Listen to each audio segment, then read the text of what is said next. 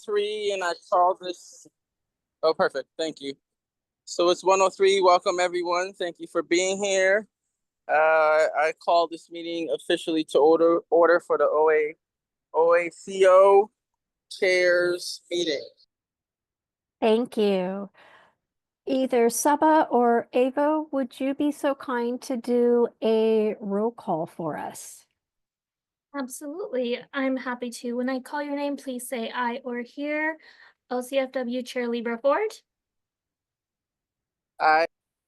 Okapia Co-Chair Joselito Tanega. Here. Okapia Co-Chair Padma Karaju. Here. OCBA Chair Buchi Asimota. Here. And OCHA Chair Melina Moran. Here. Thank you so much. The next thing we will need is because this is an appointment board, we will need a motion for non-voting chairs to be able to attend and continue to participate and deliberate. But the non-voting chairs will not get to vote. So we got to be clear who's going to be voting, and then a motion for the non-voting chairs to attend. Okay, I'll open the floor for us to have a motion for non-voting chairs to participate in this meeting, knowing that they cannot vote. I second that.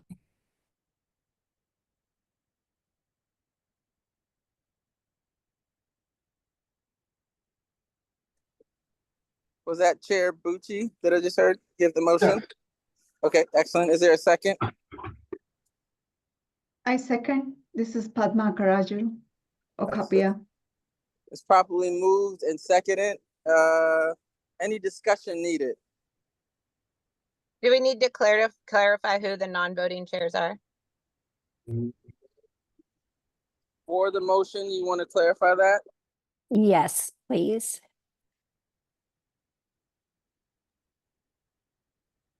This is Co-Chair Joselito. I will be non-voting. What I heard was that we want the motion to include the non-voting chairs. Is that what I heard? To be able to participate, yes. And then which chairs are voting? Can we just have that in discussion, or do we need to put it in the motion? That's my question. We can have it in discussion. That's okay. Okay, perfect. Well, we're in discussion now. So Joselita is one person that's not voting. Anyone else?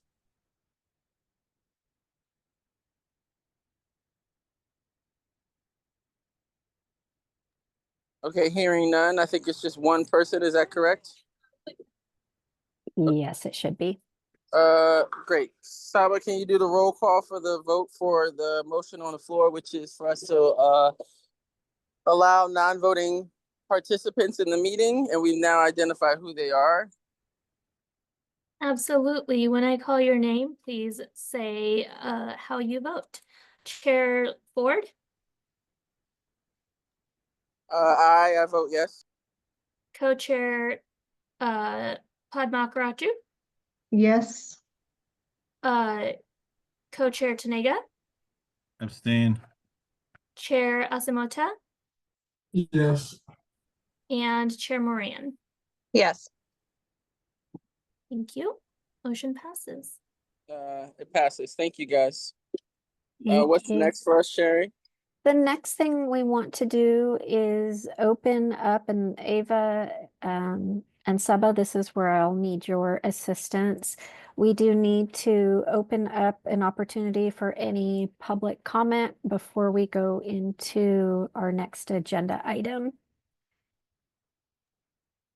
At this time, we do not have any guests, so no public comments. Fantastic, thank you. Okay, the next item is actually a bit twofold. We want to talk about a recommendation for an interim appointment for the agency administrator. We did learn that there was a vote and the bill to rename the position to an executive director has passed and will be at the governor's office for signature. But we're going to talk about an interim approach and then a permanent approach. So from a recommendation perspective, there are a lot of different reasons that we are recommending from DAS CHRO to pause on doing a permanent recruitment to fill this vacancy for a few reasons. One, there is so much happening across the state enterprise. There is a lot of movement. There's also hesitation with folks taking new positions or making changes because of just what's happening federally and the potential impacts to the state. So there is a concern that it will be a more difficult time to recruit effectively for this position. We also want to provide an opportunity for the commissions and the governor's office to pause for a bit and ensure everything's in place for a successful competitive recruitment process. So for a few reasons, we are recommending that the commission consider a 1-year interim job rotation of Dr. Kyle Myers to take on the role as an interim only, and then in 1 year that the commission in partnership with the DAS recruiting team initiates a competitive recruitment process to fill the position permanently. There are different options that we try to work on, and I want to share those options that are explored. We look at, are there other executive directors of smaller boards and commissions that have the capacity to support more than one agency during a transition? We've had EDs serve for over a year, over 2 agencies at the same time. And other job rotation opportunities. Unfortunately, we are in a very difficult time with both the legislature and in the middle of the budget season. So trying to find someone willing to take on another agency from a capacity perspective at this point in time is just, we don't have anybody for consideration. Dr. Myers is an OPA 3, which is the highest classification in that agency, and has served as the interim acting manager while Terrence was on leave. We do have a letter from Governor Kotek supporting Dr. Meyer as an interim for a year. So that's where recommendations have landed and for discussion with the chairs about how to move forward. So our first order of business is discussion about an interim, because regardless of what we do with the competitive recruitment process, we need to have an interim ED to support the agency. So I want to go ahead and hand it back over to Chair Ford. I wanted to provide a little background information. All of you should have received a redacted copy of Dr. Meyer's resume prior to this meeting to take a look at. And we also have a letter of recommendation from Governor Kotek in support as well. So I'll turn this back over to Chair Ford. Thank you for that information and the recommendation. Just in terms of point of order, the recommendation is a recommendation. It is not a requirement. At this time, I'll open the floor for a motion. And after we have a motion in a second, we can have discussion. Anyone want to make a motion?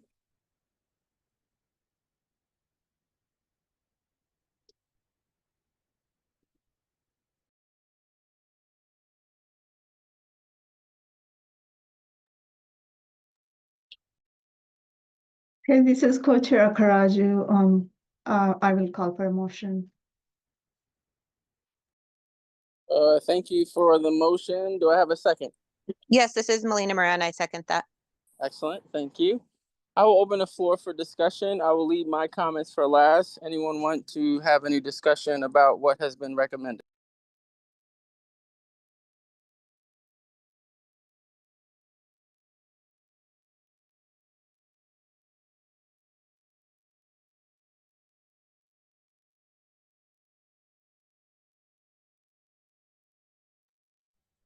This is Melina Moran from OCHA. I would just like to say that Dr. Myers has been doing a great job as interim, and I think having the one-on-one meetings with leadership is really beneficial. So in my opinion, I would support Dr. Myers being interim for a year and following Governor Kotek's recommendations. Thank you for your comments. Anyone else? Yes, No, you go ahead. Yes, Chair Bucci, please go ahead. My main question, or maybe even a concern, is if with this being a potential transition for Dr. Myers, is her position that she currently has on OAC going to be replaced, or she going to be having to run two roles? That's a great question. Dr. Myers and I have actually spoke about transition plans if this recommendation is supported, and we would actually immediately begin backfilling her OPA position, so that work continues. And we've talked about what that would look like. So we would do a job rotation or hire someone for a year period to support that body of work as well. That could potentially be internal candidates.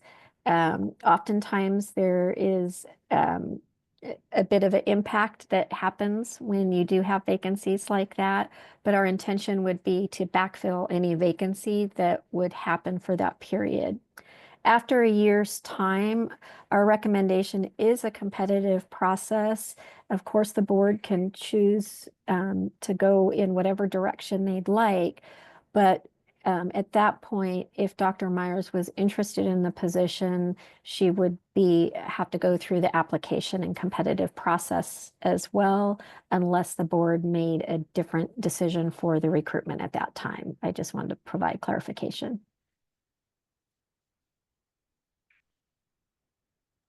does that answer your question? Yes. Thank you, Shelley. Any other comments? Yes, Chair Ford, I have some feedback on this. I did read the ORS 185010, and it does say number 2 says a board consisting of the chairpersons of the commissions served by the office and the governor shall establish qualifications for and appoint the administrator of the Oregon Advocacy Commission's office. So that is ORS 185010. And I'm also having worked with the local jurisdictions, and I have been a member of GARE, which is a nonprofit serving employees of the local and state governments. This is the nonprofit for racial equity.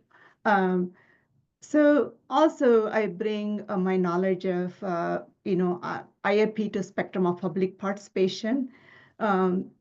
In this case, we don't have public, but at least we are the community, we are representing the community.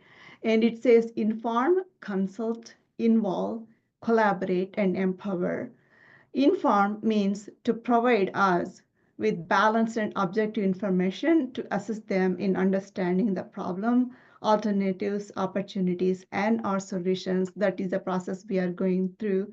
And then to obtain public feedback, consult is to obtain public feedback or analysis or alternatives and our decisions.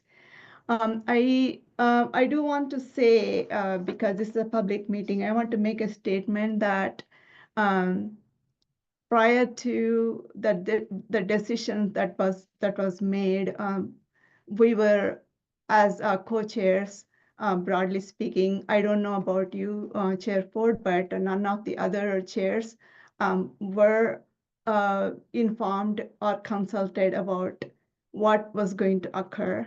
So that's a statement that I want to make, and I request moving forward that we follow, IFP 2 spectrum of public participation and community engagement, and also use our equity lens that we always talk about in the state of Oregon. So that's a statement that I have. Thank you. Thank you for that, Padma. Is there anyone else that would like to make a point or discussion?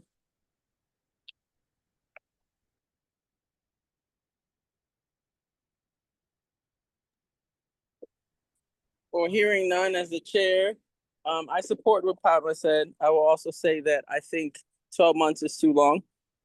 And I think that this staff has had very complicated rotation of leadership over the last couple of years. I think there needs to be more intention done around investigating how they feel about such a decision, not just people from the outside. I respectfully understand that this is a recommendation from the governor. I also think that there's some other things that we are missing here. And I think a year is too long to wait, considering the rotation of this position. I also want to say that if we decide that we're doing this, that there needs to be conversation with the staff, because I don't think that everything has been investigated, and I don't think everyone's voice has been heard. And I also think it is very important for us to acknowledge that there are not a lot of people of color on the staff. This is it's supposed to be about people of color, and I don't think that that representation is happening with this decision and within the entire staff makeup. So I do think that's something that we should consider. As chairs of all the commissions that we represent, we should be represented in the staff too. So that is my comment. I know that we need to vote on what has been put on the table, which was the recommendation of this being an interim for a year. But I am very clear that I do not agree. And I do not agree with the approach in this. And I think that there needs to be more work done. I understand the climate that we're in. I understand what we're doing, but that's even more reason for us to lean in, because this group and this advocacy deserves better. So that's my comments for now. I'll open the floor for a vote. Sherry, you have a comment? Yes, I want to stress that this is a recommendation, and we encourage, if the commissioners have other suggestions or ideas to approach this is the opportunity to do that. So this is the commission's decision. We're simply making a recommendation based on the information that we have, but it is not a decision that's been made. That's the decision of this commission. So if there is more work to be done and the commission wants to go in a different direction, I just want to be clear that a decision hasn't been made. We've just made a recommendation, but the commissions are welcome if there are other recommendations to entertain or consider. Thank you for that clarity, Sherry. Like I started with this vote, this is a recommendation, not a requirement. And so I appreciate you clarifying that. If anyone wants to discuss other options, for me personally, I know that we need to make a decision, because at this point, the clock is ticking in terms of the current interim position. But my recommendation is that we do not vote for this motion to pass, and that we give ourselves at least 3 months to figure it out, which would include talking to the staff, which would include investigating the makeup of this staff before we make a long-term decision. Even in this climate, I think we need to just move a little slower. That's my recommendation. Anyone else? Yes, Chair Ford, I am with you on this. The other statement I also wanted to make, across the commission, this is what we felt. The OSU office itself, basically working for local government and also other public service organizations. The goal of workforce development is to represent the communities that they serve. And that's one thing that I have noticed that we need to work towards, representation in the OACO office itself. And also, secondly, I acknowledge and support your understanding of leaning on the OACO staff's input. Thirdly, I also feel that we need to do it right than fast, because doing it right, this is the busyness is a hallmark of white supremacy, and we need to take a breath and do things right, and include everybody, as opposed to do it like, okay, this is what sounds right to us, and run with it. That is not how Equity Lens operates. I keep saying this all the time. Anytime we kind of slow down, it looks like it's a weakness. It is not. It is about inclusion, and it is about ensuring that all the voices are heard. So that is where I am with you. Thank you, Chair Ford. Thank you for that. Anyone else have any comments? I also just want to say, just touch on what Chair Ford said. Just like we've been through a lot of transitions, especially as commissioners in general, these last couple of years. And I think it'll be just good for us to at least take our time to figure out what the next plan is without feeling like we're being rushed into it right now. Because I think we've kind of gotten here by honestly just rushing into the next director, or just like a next route that we need to go to. And I think it may be just time for us to kind of just sit down and figure out what is the best approach for the commission as a whole to move forward. So I am also leaning towards kind of just waiting to kind of figure out if we are able to have those conversations with staff and other commissioners and chairs before we move forward.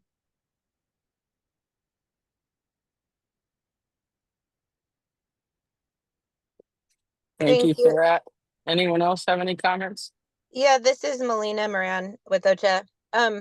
So yeah, thank you for your comments and informative points. And I'm just wondering, I do like the point of pausing and thinking about this and talking to the staff, but what does it look like for today and tomorrow? Is Dr. Myers continuing in that interim role? Are they continuing to do both jobs and probably not get paid for, I'm not sure how the salary is if they're doing both jobs in the interim. I'm wondering if we do pause for X amount of time, what are we doing today in the immediate time? Yeah. Well, the first thing is that we have a motion on the table, so we'd have to vote for that motion first and foremost in terms of process. And then the next thing is we'd have to come up with a different motion for what's next. And so my recommendation is that we shorten the time of her being interim, and during that time have a very deliberate, intentional planning process to figure out what's next. So that's my recommendation to everyone. But Sherry, I'm sure you can chime in on the pay. I don't believe that she's not being paid. I don't think it's a lot, but she's definitely getting paid. So there's a lot more that goes into asking somebody to step into an interim role. Dr. Myers is close to the next step of her career progression, and is been in that phase and as part of Leadership Oregon. So part of what we've asked is for somebody to make a commitment to not leave the agency and to support the agency during this transition. So this would require a different set of discussions, because if we're not making a longer term commitment, Dr. Meyer might not be willing to support an interim role because of their own needs. So part of it is to balance what employees' needs or what we're asking them to do as well. So I would have to go back to having conversations with Dr. Myers if a different suggestion is made about what that interim would be and look like. No matter what, this commission would need to make a decision of somebody being interim for a period of time so that certain decisions within the agency can be made. Because right now you do not have an acting director. So it's it's there is a differential that is paid when someone steps in as interim. It is a 10% differential from their current salary. That is the pay practice for folks that step into the executive director roles.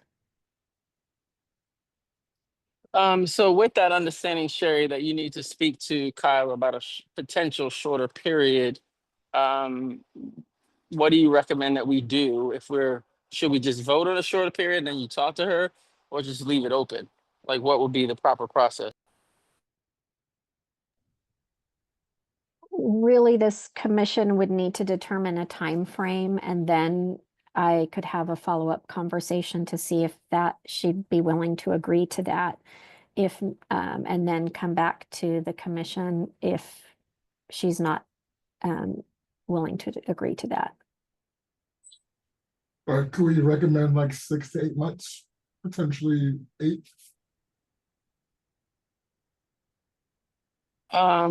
Yeah, I think in terms of process, what I'd like to do is go ahead and vote for the motion on the floor, see if that will pass or not. And if it does not pass, then we can move into what you're talking about. Does that make sense for everyone? Chair Ford, I'd like Yes. to add one more thing. One of the suggestions, because additional commissioners are likely not able to join commissions until September, that was also part of the thought process to allow more commissioners to be part of the input process. So I just want to throw that out there. Okay. So what I'd like to do is do a roll call for the current motion on the table. So the current motion on the table is that Kyle is the interim for a year, understanding that after that, we will have to open up the process for a competitive process. So that is the motion that has been put out and seconded.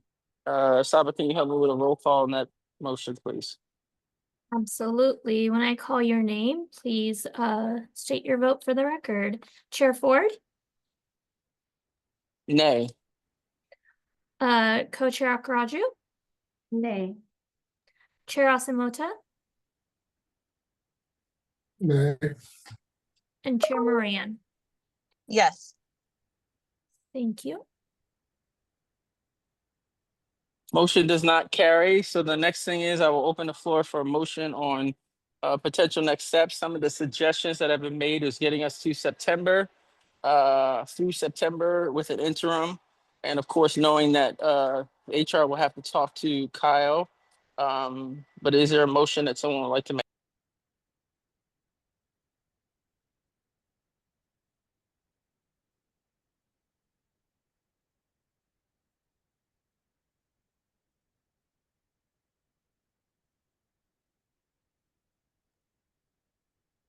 This is Melina Moran. I could put forth the motion that interim Dr. Myers will be interim for 8 months. Is that correct? And then a competitive process will start looking for the director. September is not 8 months, so I'm not really Sorry. open to that. Sorry, is it September? Do we have a second for that? I second that. It's been properly motioned and seconded. Any discussion needed? I have a question. This is actually for the HR.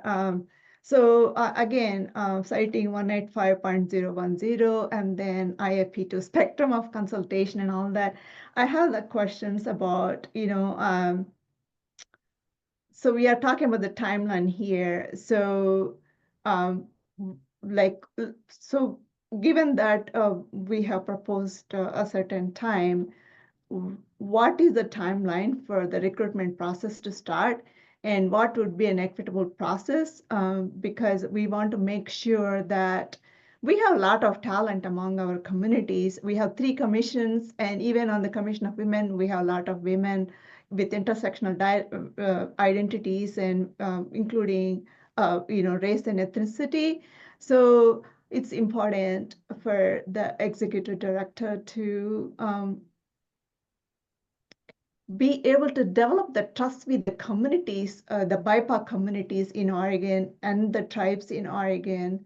So therefore, we are kind of hoping that whoever ultimately becomes executive director would be able to have the similar or same lived experiences as the communities here, and also be able to develop the trust,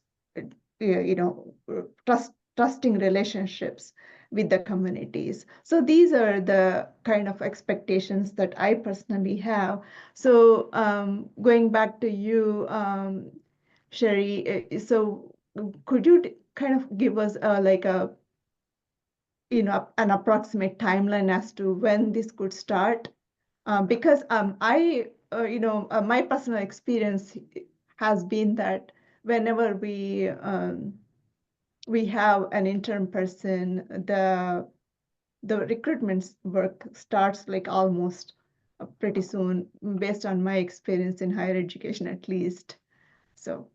Co-Chair Akaruju, great question. That's why I've invited our executive recruiter, Kylan Stevens, to touch base about the recruitment process. For clarity, much of our recruitment process is dictated by public meeting law. So Kylan can speak to that, but I will turn it over to you, Kylan, if you could provide a little bit more information. I apologize. Do you mind restating the question for me? Yeah, sorry, Sherry, please go ahead. If you could explain the recruitment process and how community members are involved, the rough timeline of that, so the commissioners have an idea of what that process looks like. Talk a little bit about public meeting law. Yes, absolutely. Thank you. Sorry, I just missed the tail end of the original question, so thank you for the clarification there. These processes, when we have boards and commissions driving the recruitment, like Sherry mentioned, are driven by public meetings law, as you are all members of a governing body. So any of these processes, we have to balance candidate anonymity and public meeting law to go through that. But a typical timeline for competitive recruitment of an agency head level position is approximately 6 to 8 weeks if we're moving fairly quickly throughout that process, because we typically keep the positions open for 30 days and then try to move through these processes. But the best practices that we currently have is gathering input from staff, interested parties, partners, tribes, and any other interested groups on what they're looking for within a leader in this sort of a position, then draft up a timeline and essential attributes, minimum qualifications, etc.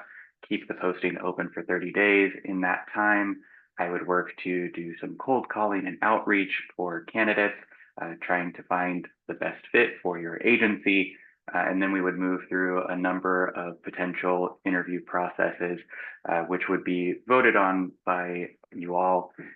Typically, it would be one to three interviews. We usually use VidCruiter to narrow out a larger pool if we are lucky enough to have a large pool, and then a series of panel interviews where it may include staff or other interested parties in those. And then when we've narrowed it down to finalists, usually approximately 3 candidates, we will do meet and greet with your staff groups, your interested party groups separately, so that they can submit questions in advance of the final candidates after reviewing their materials. I would ask those questions of the candidates in front of each of these groups, and at the end of those sessions, they have an opportunity to provide feedback on strengths and weaknesses, which is brought to the commission along with results of reference checking, etc., during the final interview with the full commission before they make a hiring decision. So if we're lucky, the 8-week time frame is usually about where it lands, and those are the steps involved. Please let me know if I can elaborate any further.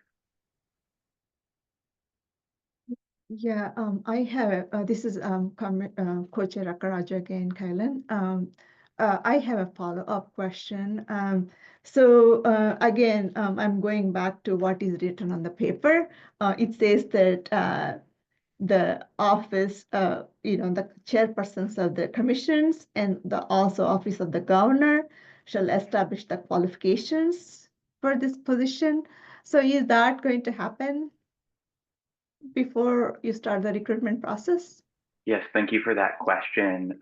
So before we start the actual recruiting and sourcing for candidates, there would be a session. Sometimes it's a special meeting, sometimes it's one of your standard meetings that we add on to the back end, where I would propose a recruitment plan for you all, present you with qualifications you've used in the past, and you would make motions and or votes to determine which qualifications you would use during that process.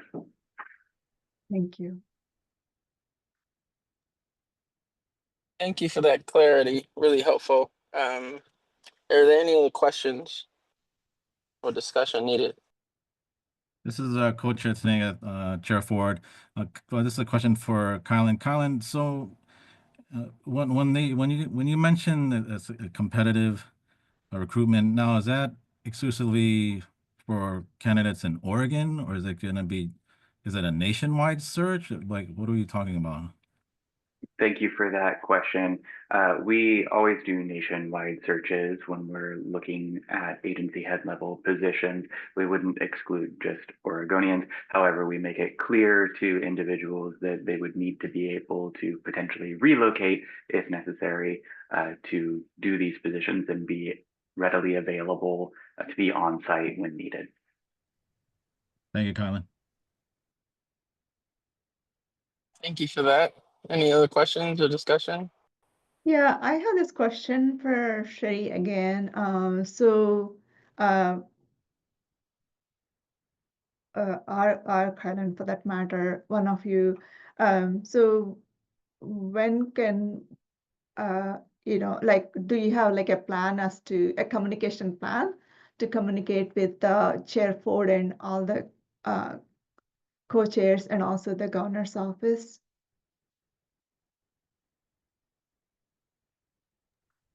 Co-chair Akaraju, can you provide more context, a communication plan about what specifically? There are two things that are happening. I just realized as I was asking, there are two things that are happening. Your communication, you said that you're going to go back to discuss the plan that we came up with. But secondly, I'm actually more focused on the long-term goal, which is, hiring doing a competitive search process. So that is where I'm talking about when I asked about a communication plan, because this was as I said, I was kind of taken a little bit aback that the statute says this, and then there were some, at least to me, there were some gaps I felt. So that's the reason why, silos happen in all organizations. I'm pretty familiar with that. So it's important to, fill any potential communication gaps. That's the reason why I asked that question. Thank you. So we would generally create a communication to give to the chair to communicate to all the chairs. So you won't typically see any type of communication plan that I send out directly or that comes from my email to all chairs because we're required to go through the chair. So each of the co-chairs, the chair of the ACO should be communicating to all the chairs, and then the chairs communicate out. That's typically how the communication plans work with boards and commissions. Really communicating a recruitment plan, first the meetings would have to happen to discuss the potential recruitment plan. So there really wouldn't be anything communicated other than meetings are going to be scheduled to begin discussion, because this body has to vote on the recruitment plan. So this body would need to vote on updating the position description, updating the requirements of the position, and the entire recruitment plan.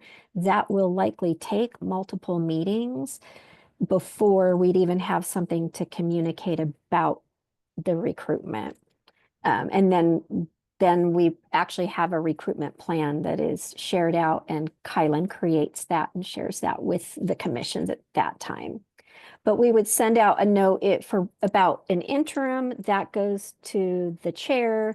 The chair sends that to the co-chairs and then distributes to the commissioners.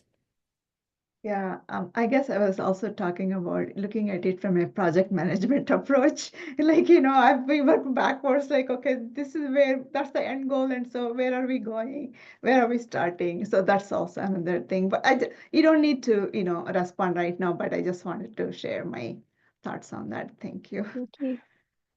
And I will just say that obviously the motion on the table is that we vote for HR to go back to Kyle and discuss staying through September for us to then use that time to create everything that we're talking about, right?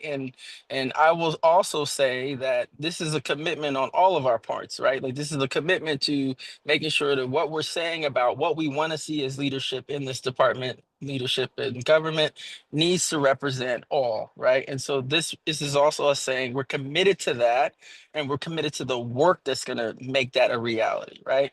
But I think right now our focus needs to be: are we what we're voting on, which is keeping Kyle until September. And if that motion passes, then HR then needs to speak to her and make sure that she's okay with that. And then we can begin the process of planning.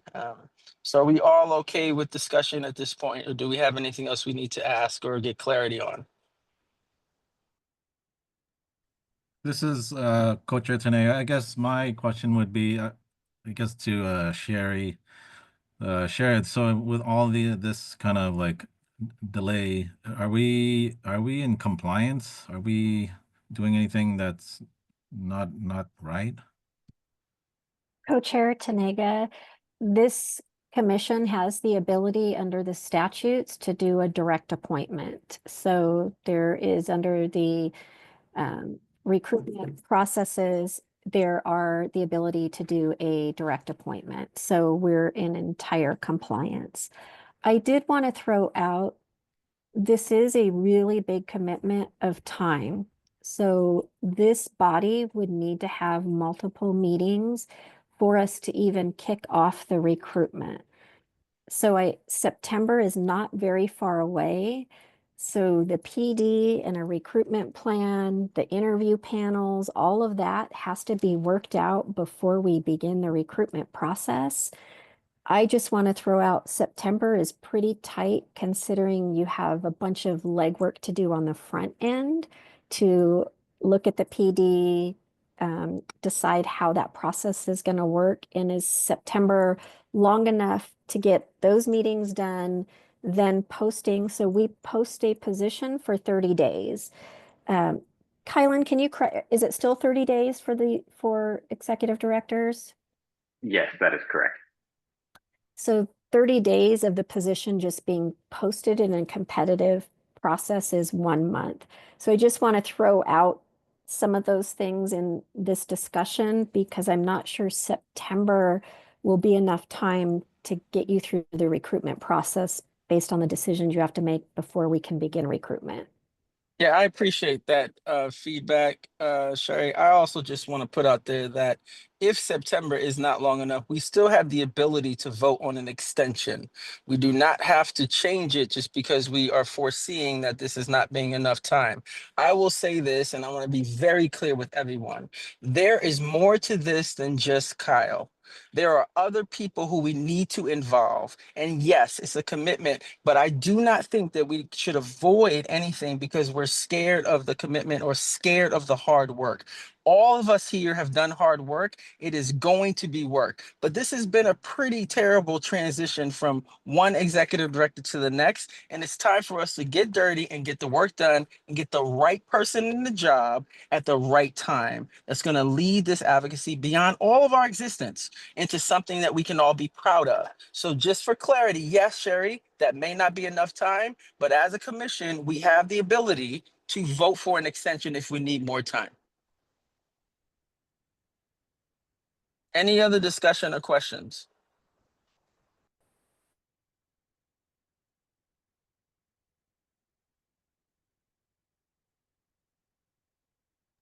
Okay, seeing none, Saba, can you do a roll call, please, for a vote? And just to be clear, the motion on the floor is that we have Kyle as an interim until September. And at that time, and once that vote carries or not, then we need to make a decision on what HR needs to do next. Chair, do you mind if I clarify the motion? My note says through September. Is it through September or until September? I believe, Melina, you made the motion, so you want to clarify? I would propose to September, so September 1.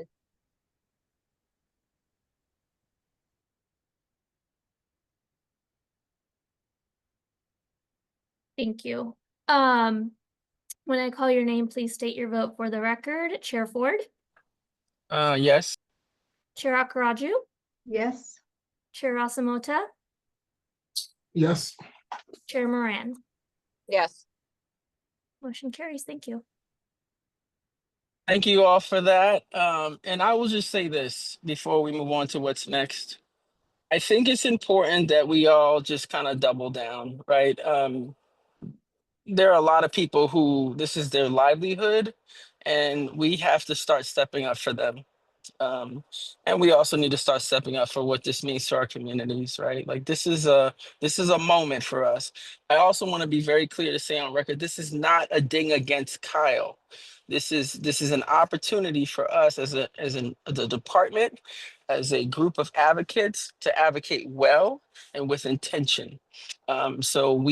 I will speak as the chair. We absolutely honor Kyle's work. We love Kyle. And this has been a tough structure, even for her, I'm sure, for us all to live with. So we need to do the work to fix it. Sherry, is there anything else that we need to do in this meeting for the good of the order? We need a motion to delegate authority to DAS CHRO to facilitate the interim process with Dr. Myers if she agrees to that. Excellent. Thank you for that. I'll open the floor for a motion.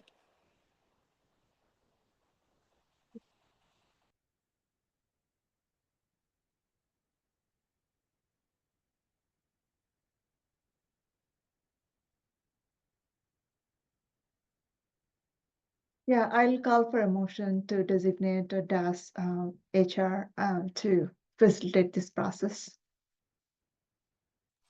Thank you. Motion is been stated. Do I have a second? Yes, this is Melina Moran. I'll second that. Excellent. Any discussion needed about that motion?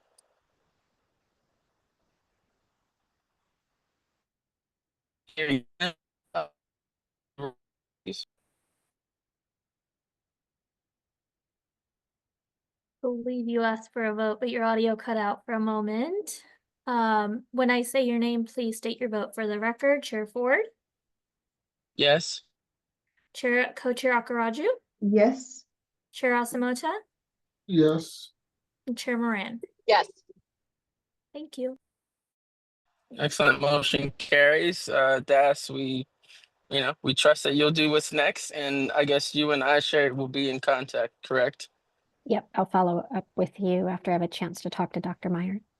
Excellent. And I will make sure that we all are informed once we have our next meeting. Anything else for the good of the order?